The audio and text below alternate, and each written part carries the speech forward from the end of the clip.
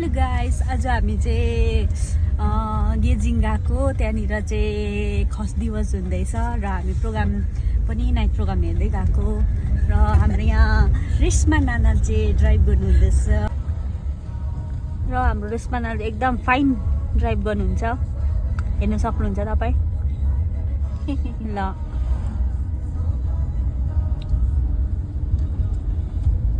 टिकजुकबाट अलिक जाम रहेछ आज चाहिँ। अगाडि चाहिँ हाम्रो रोनित भाइ जान्छ गेजिङ बजार है, गेजिङ बजार अन्त त क्या गरेको। ल यहाँ चाहिँ तल प्रोग्राम भएको छ। सक्छ होला तपाईँहरू, एकदम